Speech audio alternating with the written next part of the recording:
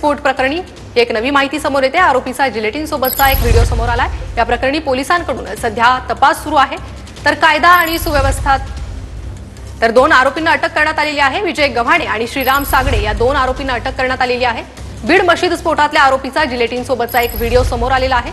दरम्यान नागरिकांनी शांतता बाळगावी असं आवाहन बीडच्या पोलिसांकडून करण्यात येत आहे। बीड जिल्ह्यातल्या अर्धमसला गावात मशिदीत जिलेटिनचा स्फोट घडवून आणला।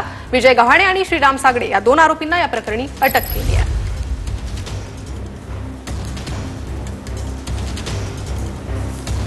तर बीडमध्ये मशिदीत स्फोट एफआयआर मध्ये नेमकं काय ते आपण पाहूयात। बीडच्या अर्धमसला गावातल्या मशिदीत जिलेटिनच्या सहाय्याने हा स्फोट झाला।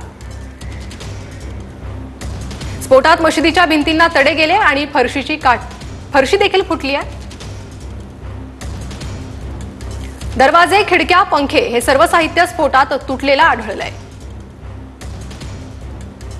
सय्यद उस्मान या व्यक्तीने विजय गव्हाणे आणि श्रीराम सागडेला स्फोटानंतर पडून जाताना पाहिलं। विजय गव्हाणे यानं सोशल मीडियात जिलेटिन सोबतचा स्वतःचा एक व्हिडिओ पोस्ट केला होता। स्फोटाआधीच्या रात्री गावात उरूस होता आणि यावेळी गव्हाणे आणि सागडेनं शिवीगाळ केली होती। त्यानंतर गावातल्या लोकांनी दोघांना समजवण्याचा प्रयत्न केला होता।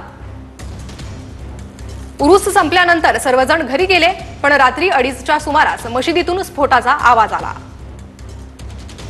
स्फोटाच्या आवाजाने गावकरी जागे झाले। पोलिसांना याची माहिती देण्यात आली। त्यानंतर पोलीस घटनास्थळी आले, गुन्हा दाखल करण्यात आला। दोन आरोपींना या प्रकरणी अटकही केली आहे।